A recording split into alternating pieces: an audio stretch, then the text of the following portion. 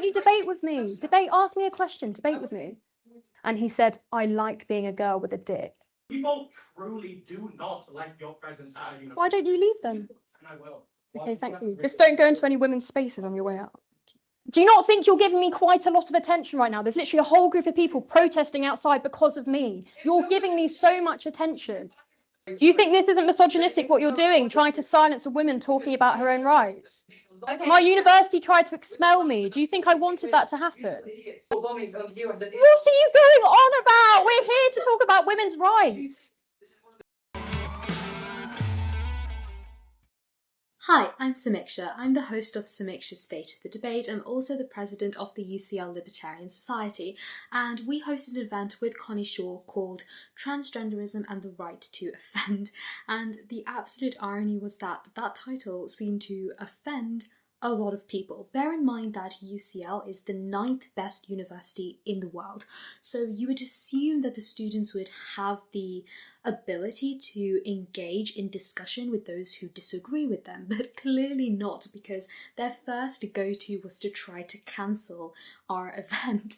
This episode is going to be a recording of the event and everything that happened. What was really a learning curve when it came to hosting this event was the amount of backlash that we got in university really did show that we still have a long way to go in facilitating open debate and discussion in university, because the students still aren't receptive to it, and we still need to be able to create this culture of freedom of speech in universities.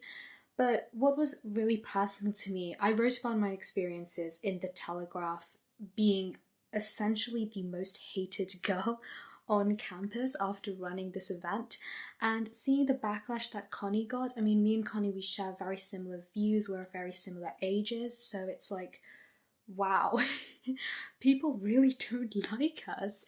But yeah, make sure to stay until the end. There were numerous interruptions that were pretty hilarious. Make sure to tell us your favourite interruption and favourite moments in the comment section below. Make sure to hit subscribe so that you don't miss any future episodes, and to hit that like button so that more people can see what we actually went through. So we have Connie Shaw over here. I'm sure you've seen a lot of her in the very well-designed graphics made by the protesters. They were actually incredible. Whoever made them, thank you so much. Yeah, they look great. We love them. Hello everyone, I am Connie Shaw and I am the External Affairs Officer at the Free Speech Union, and I'm also a contributor at GB News, and my role at the FSU is basically doing the media appearances. So when we have a big case or we have a very big campaign, then I will go on TV and radio and talk about that. I do a lot of social media editing, so all the clips that you might see on social media, I'm editing those, and I also do the podcast. And for GB News, it's just general political commentary, etc. And I'm very grateful that the Libertarian Society has invited me, because there are very few, or though actually an increasing number of societies across UK campuses that are popping up that are very pro freedom of speech, which is really great to see, because within the last 10, 15 years, we've seen a really horrific clampdown of freedom of speech on campus. And I find the backlash really interesting, because if the people who are protesting outside really, all they've done is drawn more attention to me. And to be honest, I've had to learn throughout, expressing my gender critical views, you have to learn to love the way that people respond like this. I find it exhilarating, it's quite thrilling. And so when I saw the poster, it was amusing, but also really exciting, because it's proving exactly why we need to have these conversations. And interestingly, it must be a quote of something that I've said, but on the graphic it said, transgenderism is an attack on free speech, which I would agree with, and I assume the protesters also agree with, because the whole point of the protest and the poster is to stop this talk from happening. So yeah, the whole point of the post and the protest was to stop this event from happening, and I'm very glad.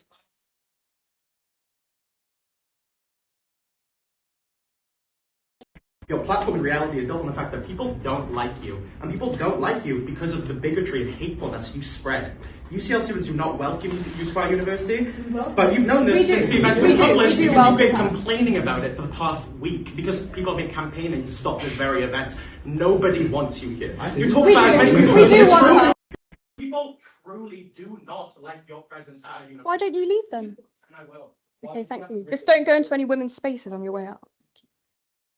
What was really funny about this individual in particular is that I actually have already had an interaction with him. So I asked him, what is a fascist? And he clearly could not give me an answer. So for context, Stop the Hate on campus set up a stall outside of UCL asking about what was going on in Iran, and I was talking about the alliance between the far left and radical Islam. And essentially, a bunch of protesters, they were holding up signs saying, "Don't debate fascists." So I clearly went up to them and I asked them, can you tell me what a fascist is? Because by definition, you are supporting the Ayatollah in Iran, which is a fascist regime in my eyes. And second of all, you're policing who you think people should be debating with, which is also fascism. So in both instances, you are either embodying the traits of fascism or you are supporting a fascist regime. So it isn't actually surprising that the same guy who couldn't tell me what a fascist is also can't seem to define what a woman is. Yeah, they really enlightened us with their presence here today. Anyway, as I was saying, that chap there just demonstrated why we need to have this conversation, and I'm very grateful that there are people here who are willing to listen, even if you don't agree with me. I welcome challenge.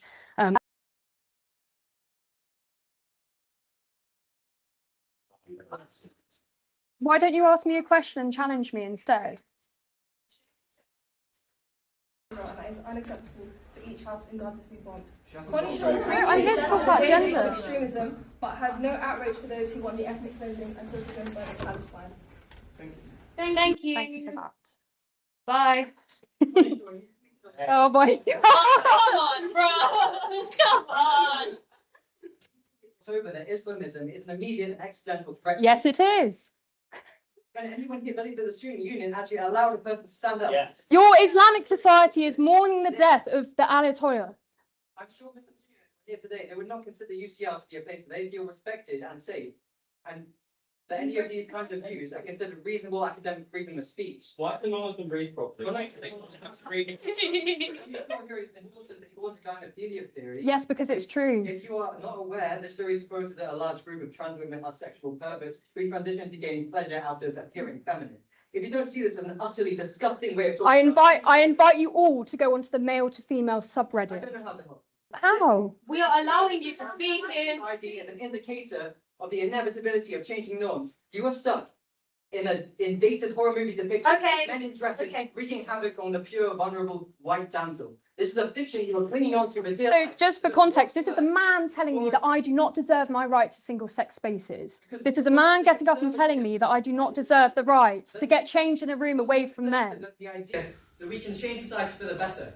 I don't think we can convince Connie Shaw here of anything. She has stuck herself into this pit and we'll be stuck in her echo chamber until we finally turn the tide and she'll be forced to pretend that we were right all along.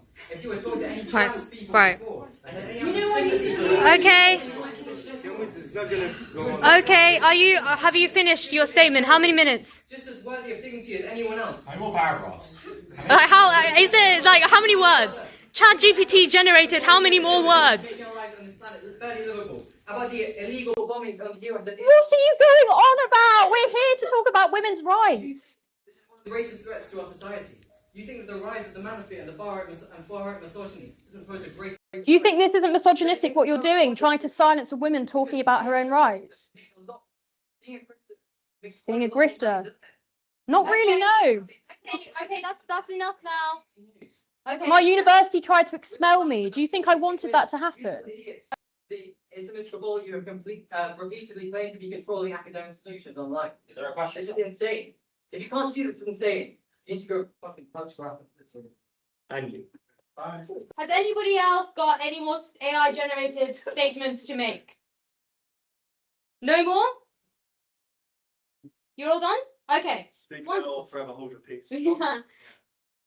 Because I've now exited sort of the crazy world of uni that this clearly is, I find it really hard to comprehend that there are really people who think that it's better to silence me than challenge their own views. Because if you're so confident that you disagree with me, ask me a question and let me say something first. My God, it's just absolutely bizarre. Whether you agree with me or not, you're here to listen to me speak for a bit and then ask me questions. These people who are doing these speeches, for whatever reason, they don't want me to say my views. So all I can imagine is that they're worried that by letting me speak, I might say something that disproves their opinion. And it's just such a shame, because university is meant to be about challenging each other, and you're paying a lot of money to be here and you're spaffing it up the wall by doing things like that. But as I was saying, all I believe is that women deserve single-sex spaces, that they should be allowed to say no to any man, no matter how he identifies, if he wants to come into her changing room. And that women who have been abused or raped, for example, have the right to go to a shelter that is just female-only care. At the moment, there are, in the Western world, and it's happened in this country, there are women who ask for female-only care because they have been sexually assaulted, and whoever's looking after that woman may tell her that she needs to get counselling to correct her bigotry against trans women, men who say that they're women. I mean, how anyone can see that and think that that is a fair way to treat women, and these rights to single-sex spaces, women fought for years to have. In the second wave feminism, women fought so hard to get rape crisis shelters set up. Now, if people disagree with me, like, I have not heard one single argument yet as to why it's hateful to say that women deserve the right to single-sex spaces. It's just bizarre. And when I was at school, I believed in trans ideology. I'd never questioned it. And people will often say to gender critical feminists, have you ever spoken to a trans person? Have you ever met one? Yes. And it actually was when I had a long conversation with a girl in my year who identified as trans for the school's podcast. And I went into that conversation having never questioned trans ideology before. And then when I came out, I thought, oh my God, this doesn't make sense, because feminism to me was all about moving away from gender stereotypes. But this girl, and it was heartbreaking having this conversation with her, and I felt so, it was very moving, and I felt really sorry for her because she was crying in the interview. You know, she was explaining how tough her life was. She said things like her life expectancy was now 30 years old because she was trans. And all that had happened was that she was now wearing stereotypically masculine clothes and had cut her hair. But she was saying that her life expectancy was now 30 years old. And I just thought, how could that be right? And she was saying that when she first transitioned or socially transitioned, she wanted to look more masculine, but actually she really missed wearing makeup. So then she started exploring with makeup again. And I just thought, why can't you just be a girl who likes wearing masculine clothes, sometimes likes wearing makeup and sometimes doesn't? I think it's really regressive to say that if you're a girl and you don't want to look feminine, therefore you're not a girl. When I don't have makeup on, or if I shaved my hair, or if I'm wearing trousers or a suit jacket, I'm not any less of a woman than I am now, having had my hair done, have makeup on and a dress. So why would a man who's wearing makeup and a dress be any more of a woman? To me, it just is as clear as that. The reason why I get particularly fixated on topics like this is because whenever you try to speak about it, people try and stop you from talking about it. So I want to be able to talk about this topic and not have people tell me that I can't. So until people stop protesting and stop telling you that you're a bigot. Personalization, and denying the existence of one of the most marginalized groups in our society. Men aren't marginalized. Our trans siblings. As civil debate is completely disingenuous. Don't you debate with me? Ask me a question, debate with me. So are women. Do you think they don't deserve single-sex spaces away from men? The denial of the existence. I don't deny them. Like the Hindu community in South Asia is just denying facts when it has been evidence that they've existed for thousands. That doesn't mean that male people have the right to go into single-sex spaces. They're not even violent. Do you not think you're giving me quite a lot of attention right now? There's literally a whole group of people protesting outside because of me. You're giving me so much attention. You are welcome to stay in this event, but can you please wait until the Q&A? There is rational cause for inflating the single-sex space debate when really your goal is to continue a campaign of hate until you push trans people out. What? Okay. So I've just said, telling me that my views are hateful is not an argument against why women shouldn't deserve single-sex spaces.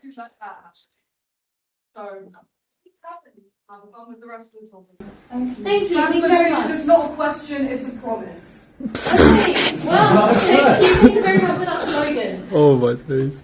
We're going to pause the event for a few minutes. Talk amongst yourself, like just talk. There's a little. food over here. So essentially what happened here is that the free speech compliance officer, and yes, that is a real role at university, called me out and said that I need to pause the event for a while, and he took me next door, and essentially next door there was a whole team of people who were watching the live stream because the event was being live streamed to online attendees, and they essentially said to me, "You're hosting this completely wrong. You can't be recording the protesters when they stand up and speak." So I was recording them because, you know, in case something happened, I want to have video footage of what actually happened. And they were saying, "No, you can't do that. I can't be making jokes," because I was making some jokes. And they essentially lectured me for like 10 minutes. So the event was just paused for 10 minutes while I was just receiving this lecture. And they were like, "If you cannot comply by these instructions, we are going to shut down the event." So obviously I was like, yes, okay, I'm complying. So yeah, that's basically what happened.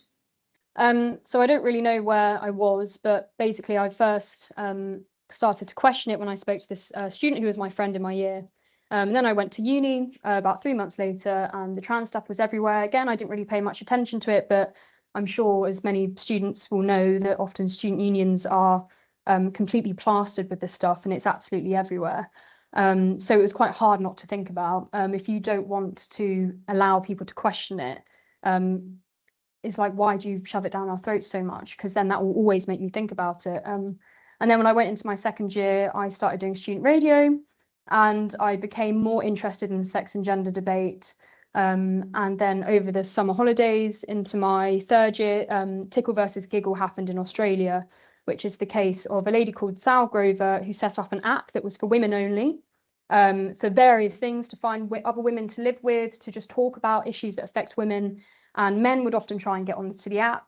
And one day when one of these men tried to get on and was denied access, he complained to the Australian human rights body, or whatever the body is. And she is now still in this huge legal battle because there is this man called Roxanne Tickle who believes it is his human right to force his way into women's only spaces.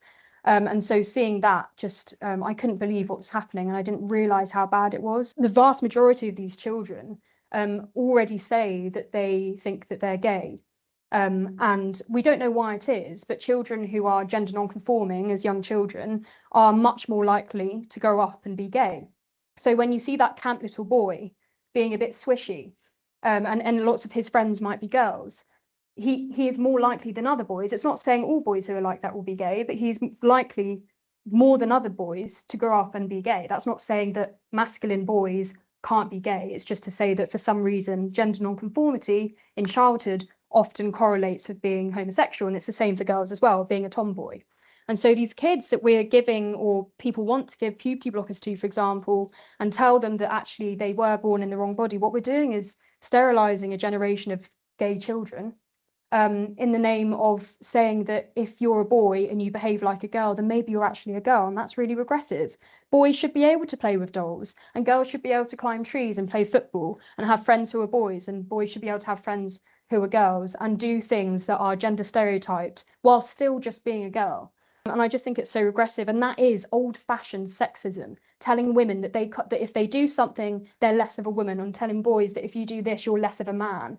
When gender identity clinics first opened up and they first had patients, the first patients that they saw were young boys who,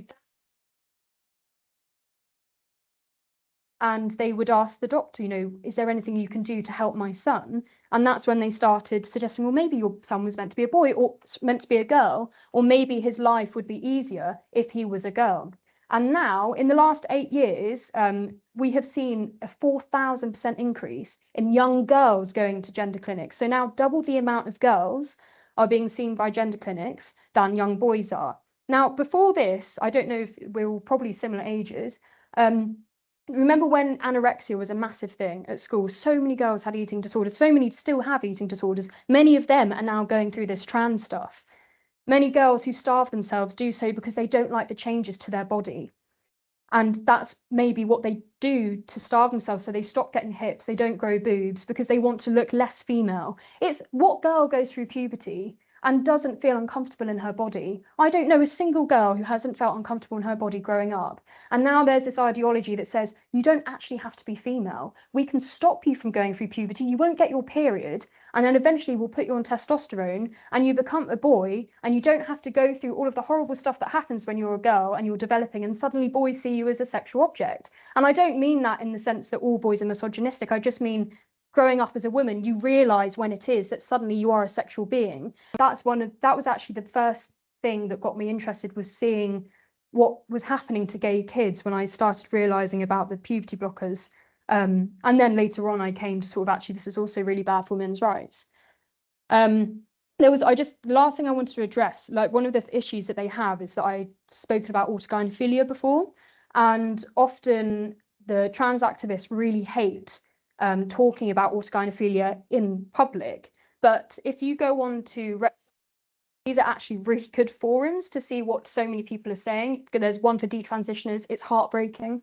And the male, so MTF on Reddit, it's revolting. And they talk openly about how it arouses them. And often feminists who are worried about this issue don't go and talk about it straight away, because then people accuse you of accusing all trans women as being perverts. Obviously, that's not the case, because some trans women are gay men who would prefer to be women because it's easier to be a woman than it is to be a gay man. But there are actually lots of heterosexual men who would have always had this fetish, but now there's this idea that they can actually be women and get into women's only spaces. We've always known that men like to cross-dress. We used to call them transvestites or cross-dressers. We know that some men do this for sexual purposes. And there was a study in Sweden that was done that was found about 3% of all men enjoy cross-dressing erotically for sexual purposes. Some men keep it private. You can do what you want in private, but some men are prepared to do it in public. And what's crazy about it is that there are lots of trans women who talk about autogynephilia. Brianna Wu is a very well-known trans woman.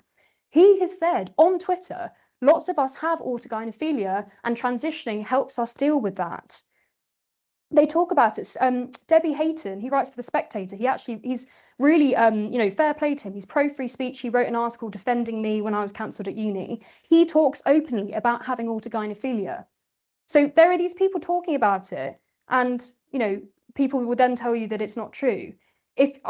When my friend Maeve Halligan, who's the president of the Cambridge Women's Society, when I was at uni and we set up a stall on campus to try and debate with people about women's rights, I had a male student come up to me and he looked at Maeve and I, and he said, "I like being a girl with a dick."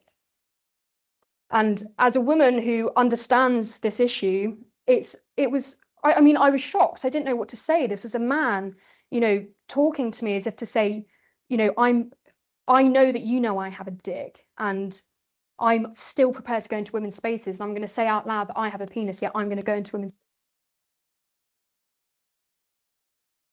Frida Wallace. He's a trans activist and often appears on GB News. He does debates, and he did his infamous debate with Helen Joyce at the Institute of Economic Affairs. And he was talking about, I don't know what he was talking about, but he said, "When I fuck men with my lesbian penis," like these are men who, and he says that the men enjoy it, but he refers to his penis as a lesbian penis and his sperm as lesbian sperm. They are happily saying it out loud. And once you realise what a lot of this is, that this is a movement driven by aggressive men who wish to take away the rights of women, and they're using the fact that there are people who really do believe in this lie that a child can be born in the wrong body. They need the trans kids to exist so that they can prove that they've always been this way. And it's using vulnerable children to prop up their fetish that they want to act out in public spaces. Now, like I said earlier, it's not all trans women, but the point is we don't know which men are prepared to violate women's boundaries. So the whole point of safeguarding is that you keep all men out of women's spaces. I'm pretty convinced that my brother, who is a lovely boy, and my dad are not sexual predators, but I still would be outraged if they went into a female-only changing room. if you are interested in what happened to me at uni, my uni put me through a disciplinary process where if I was found guilty, I could have been expelled. And I paid £30 for my membership, and they got me a top lawyer who gave me thousands of pounds worth of his time. It would have cost thousands to have his help. And he wrote me a 16-page legal defence, and my university backed down. But I wasn't allowed to talk about it. I wasn't allowed to talk publicly about it. And by this point, I had been talking publicly because I had previously just been suspended from my committee position at the Leeds Student Radio. But they told me if I spoke about the university disciplinary, they would discipline me again. So I had to wait until I graduated. So that's how I ended up working for the Free Speech Union, and now I do what I do. So yeah, that's all I really wanted to say. I'm sorry it was a bit of a rant, but so you can probably see that, it's quite a stressful environment when you don't know when the next person is going to pop up and try and shout me down. So yeah. Cabal of Islamists, which you claim have infiltrated universities in Britain. Funny that you're nodding. Yeah, The goal of I protest. stand by that. That's hilarious. The goal of protest is instead to make you uncomfortable. Why? Because hateful rhetoric you spread doesn't just make the world uncomfortable for the trans community, Muslims, and other minorities. It makes it intolerable and dignified existence impossible. Do you believe in Muslim women's rights to single-sex spaces? Would you tell a Muslim woman that she should... You claim to facilitate academic debate whilst endorsing beliefs that completely lack any high-quality academic basis, in claiming that transgender identity is a sexual perversion, which is a ludicrously, wildly unscientific theory. So why do they talk about it themselves? Why do you That's challenge the ones who complete talk about it? anecdotal conjecture. Oh my god, look up Debbie Hayton, Frida Wallace, Brianna Root. I've just given you three. Okay, you've just There's given me so three many. people. Fantastic, yeah, so that's still So therefore anecdotal it doesn't- conjecture. How many people That's would there still have to be? anecdotal conjecture. Okay, Further, go on you then, ignore Sophia. empirical evidence strongly indicating that the exclusion of transgender women from female spaces, such as shelter for domestic abuse and rape survivors, which transgender women are proportionally more likely to be victims of, as has already been said, which you just agreed with what he... No, I said they were a vulnerable group of people. You just agreed that there was... Because we have got people... One cannot reasonably debate with a public figure whose belief system is founded on unrigorous, unscientific, and unreasonable argumentation, thus offering nothing meaningful to public discourse and contributing to the ever-growing scourge of right-wing grifters, which is what you are. Thank you. Thank you. That's the theme here. Oh my god, I suddenly believe that trans women are women. Yeah, which is why debate is pointless, because you will never believe that, because you are subservient to... Why you give us an argument? I will change my mind if you give me an argument. I don't believe it in the same way that I don't CMA. believe that gay people shouldn't exist, or I don't believe that black people should be allowed in white, because it's just a ludicrous thing to do. you're saying that... It's a ludicrous thing to do. can't change your race to them. Do you think that white people can be black if they identify as black and paint themselves black? What part of my argument? Because you think that men who put dresses on and say that they're women are actually women. So why can't white people dress up as black people and say they're black? That's an absolute... Why? Right, tell me Why? Tell me why. Why is it different? Race, just as definition, is a social construct, and you say that gender is also a social construct. If white people dress up as black people, we're actually black. No, tell me why it's wrong. Go on. Because gender is entirely different from race. They're How? both social constructs.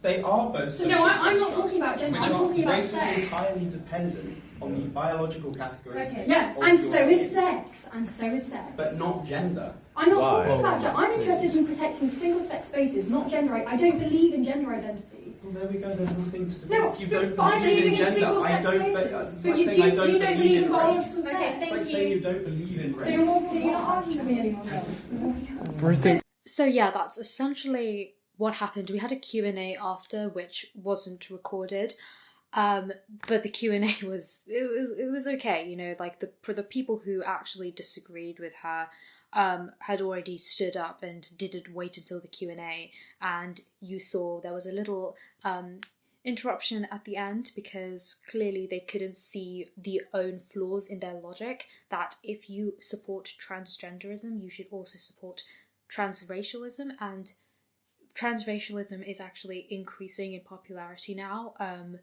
which to me is a logical step in their right direction, but they still seem to not be particularly receptive to that. So I still think that there is some hope, because if they are seeing the flaws in transracialism, then hopefully we can get them to see the flaws in transgenderism. But yeah, I mean, I hope that you enjoyed the recording of the event. Make sure that you're subscribed, make sure that you comment down below your favourite moments, and that you've liked this video. Make sure that you share it with university students and with people who you think that you should know. And yeah, hope to see you soon.